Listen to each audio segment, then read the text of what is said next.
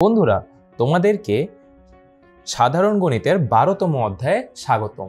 এই ভিডিওতে আমরা দুই চলক বিশিষ্ট সরল সমীকরণ কিভাবে বজ্র গুণন পদ্ধতিতে সমাধান করা যায় সে ব্যাপারে জানব।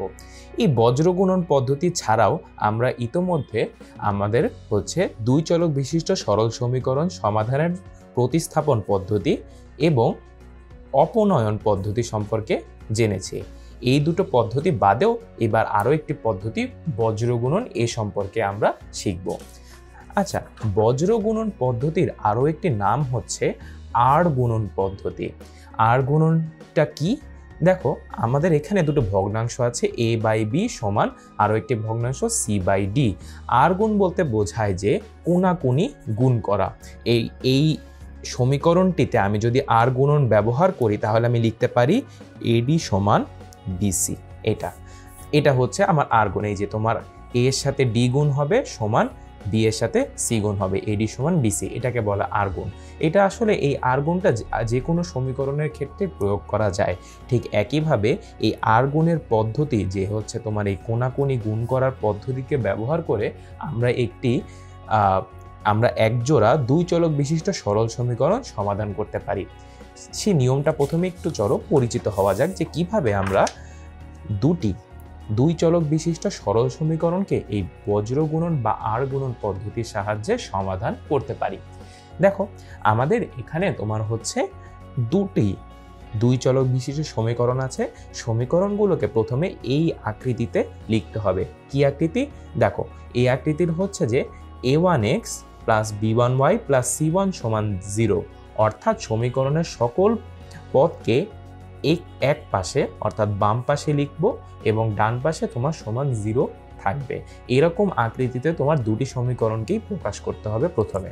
তারপরে আমাদের সেই আর গুণন পদ্ধতি প্রয়োগ করতে হবে। আর গুণন পদ্ধতিতে আমরা খুব সংক্ষেপেই দুইটি সমীকরণ বা এক জোড়া সমীকরণ দুই চলক বিশিষ্ট সরল সমীকরণ সহজেই সমাধান করতে পারি। কিভাবে? দেখো, আমাদের প্রথমে এভাবে এই আকৃতিতে অর্থাৎ সবগুলো পদ সমীকরণের বাম পক্ষে লিখে তোমার দুটি সমীকরণকে লিখতে হবে। তারপরে আমাদের এরকম তিন পক্ষ বিশিষ্ট একটি অনুপাত লিখতে হবে। দেখো, অনুপাতের সেখানে তোমার লবগুলো হবে, প্রথম অনুপাতের লব হবে x, দ্বিতীয় অনুপাতের লব হবে y এবং তৃতীয় অনুপাতের লব হবে 1। আচ্ছা, তাহলে যখন আমি এই x ডিভাইডেড বাই সামথিং এই অনুপাতটার হর বের করব, তখন আমি যেহেতু এটা লব x, আমি x এর দুটি পদকেই ঢেকে ফেলবো দুটি সমীকরণে। তাহলে থাকলো কি? শুধুমাত্র এই চারটি পদ, যেখানে y এর সহগের দুটি পদ আছে এবং দুটি ধ্রুবপদ বা কনস্ট্যান্ট আছে। আচ্ছা, চলো তাহলে আর গুণন পদ্ধতি মানে দেখো, সহগগুলো গুণ হবে সেই কোনাকুনি, অর্থাৎ বাম দিকের উপরের পদটির সাথে হচ্ছে ডান দিকের নিচের, এবং মাঝখানে একটা মাইনাস বসবে। মাইনাস বসে তোমার হচ্ছে ডান দিকের উপরের পদ এবং বাম দিকের নিচের পদটা গুণ হবে। তাহলে হচ্ছে দেখো কিভাবে এই b1 এটার সাথে গুণ হবে এই c2। তাহলে আমি লিখি b1 c2, এটা ওই x এর যে অনুপাত সেটার হরের প্রথম পদ। তারপরে মাইনাস এই ডান দিকের উপরে এবং বাম দিকের নিচের এই দুটি পদ গুণ হবে। আমরা সবসময় এই রকম চিহ্ন মনে রাখবো। আচ্ছা, মাইনাস, তাহলে এটা হচ্ছে c1 b2। শেষ। তাহলে আমার এই একটা অনুপাতের কাজ শেষ। এবার চলো দ্বিতীয় অনুপাতের লব হচ্ছে y, তাই আমরা এখন মনে মনে তোমার এই y এর পদ দুটিকে ঢেকে দেব। আচ্ছা, যদি y এর পদ দুটিকে ঢেকে দিই তাহলে দেখো, এই y এর ক্ষেত্রে যখন আমরা দ্বিতীয় অনুপাতটা নিয়ে কাজ করব, তখন আর গুণনের পদ্ধতিটা একটু চেঞ্জ হয়ে যাবে। এখানে প্রথমে তোমার এই ডান দিকের উপরে এবং বাম দিকের নিচের পদটা আগে গুণ হবে। তাহলে দেখো, এখানে আছে c1 আর এখানে আছে a2, তাহলে c1 a2 এটা হচ্ছে আগে গুণ হবে। তারপর মাইনাস, তাহলে মাইনাস দিয়ে তারপরে এই বাকি যে দুইটা পদ তোমার বাম দিকের উপরের পদ এবং ডান দিকের নিচের পদ, এখানে আছে a1, এখানে আছে c2, তাহলে গুণ করলে হবে a1 c2। শেষ। আমাদের দুটি অনুপাতের কাজ শেষ। লাস্ট যেই হচ্ছে একটা অনুপাত যেটার হর হচ্ছে 1, সেখানে তোমার এই ধ্রুব পদ দুটিকে মনে মনে ঢেকে দিতে হবে। ধ্রুব পদ্ধতিকে ঢেকে দিলে দেখো তারপর আবারও সেই প্রথম এক্স এর হর যেভাবে বের করেছিলাম যে তোমার বাম দিকের উপরের পদের সাথে ডান দিকের নিচের পদ গুণ মাইনাস ডান দিকের উপরের পদের সাথে বাম দিকের নিচের পদ গুণ, এভাবে একইভাবে তোমার হচ্ছে আমার হচ্ছে এখানে হরটা লিখতে হবে। তাহলে এখানে আছে a1, a1 এর সাথে হচ্ছে b2 গুণ হবে মাইনাস এখানে আছে a2, a2 এর সাথে b1 গুণ হবে। শেষ। তাহলে এখান থেকে আমি x এর মান খুব সহজে এই প্রথম এবং তৃতীয় অনুপাত থেকে x এর মান লিখতে পারি b1c2 minus b2c1 divided by a1b2 minus a2b1। আবার একইভাবে তোমার দ্বিতীয় এবং তৃতীয় অনুপাত থেকে আমি y এর মান লিখতে পারি c1a2 minus a2 a1c2 divided by a1b2 minus a2b1। শেষ। তাহলে এভাবে বজ্র গুণন বা আর গুণনের সাহায্যে আমরা খুব সহজেই এক জোড়া দুই চলক বিশিষ্ট সরল সমীকরণ সমাধান করতে পারি। চলো তাহলে এবার একটি উদাহরণ করা যাক। দেখো এখানে উদাহরণে আমার দুটি সমীকরণ আছে ax প্লাস by সমান a square plus B square, আর 2 নম্বর সমীকরণ হচ্ছে 2bx মাইনাস ay সমান ab। তাহলে এটিকে আমরা প্রথমে সেই বজ্র গুণনের জন্য যে আকৃতিতে লিখতে হয় যে সব পদগুলো সমীকরণের বাম পক্ষে নিয়ে আসতে হয় সেভাবে লিখি। দেখো ax plus by minus A square plus B square, দেখো মাইনাসটা নিয়ে আমি ব্র্যাকেটে A square plus B square লিখলাম সমান 0। এটা হচ্ছে আমার সমীকরণ নাম্বার 3। এটাকে আমি মনে করি 1, এটা হচ্ছে 2, তাহলে এটা হচ্ছে 3। তাহলে আবার এই 2 নম্বর সমীকরণ থেকে আমরা পাই 2bx minus ay minus ab সমান 0, এটা সমীকরণ নাম্বার 4। তাহলে এই যে এই দুটি সমীকরণকে আমি এখন বজ্র গুণনের সাহায্যে সমাধান করব। তাহলে বজ্র গুণনের সাহায্যে সমাধানের জন্য আমরা প্রথমেই এখানে 3টা অনুপাত লিখব। x একটার লব হবে, প্রথমটার লব হবে x, পরের লবটা হবে y, পরের লবটা হবে 1। শেষ। লিখলাম। তাহলে প্রথমে x এর সময় আমি x এর দুটো পদকে ঢেকে ফেলবো, তারপরে আমার হচ্ছে এখানে y এর সহগ এবং এখানে এই কনস্ট্যান্ট টার্ম, এই দুটো হচ্ছে গুণ হবে। এটা হচ্ছে b আর এটা হচ্ছে মাইনাস ab, গুণ করলে হবে মাইনাস a b স্কোয়ার।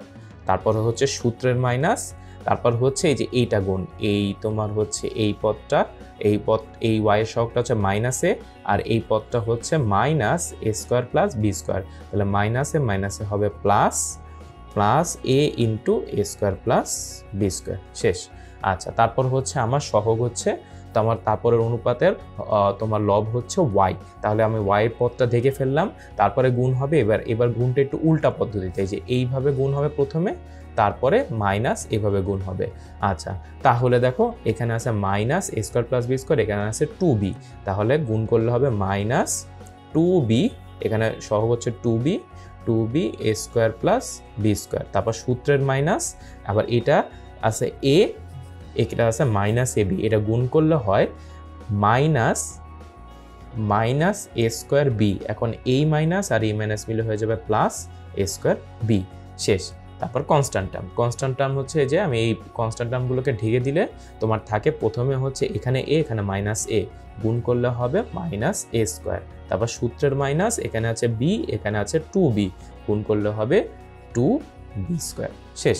তাহলে এখান থেকে আমরা খুব সহজে লিখতে পারি যে আমার x এর মান হচ্ছে minus ab square minus a cube minus a b square divided by minus a square minus 2b square. শেষ। আমি এখন এটাকে একটু ক্যালকুলেশন করি। দেখো তোমার হচ্ছে মাইনাস ab স্কোয়ার মিলে হবে minus 2ab square minus a cube. আচ্ছা, আর নিচে থাকে হচ্ছে, দেখো আমি মাইনাসটা কমন নিলে হয় a square plus 2b square. উপরে দেখো তো আমার এখান থেকে লব থেকে a কমন যায়, আমি তাহলে মাইনাস a কমন নিলে আমি পাবো হচ্ছে তোমার হচ্ছে এটার থেকে পাবো হচ্ছে a square plus 2b square, আবার নিচে হবে minus a square plus 2b square. তাহলে দেখো এই মাইনাস কাটা, মানে -1 কাটাকাটি যাবে, আবার এখানে দেখো a স্কোয়ার প্লাস 2b, এখানেও a স্কোয়ার প্লাস 2b কাটাকাটি যাবে, উত্তরে থাকবে শুধুমাত্র a। তাহলে x এর মান পেলাম আমরা a।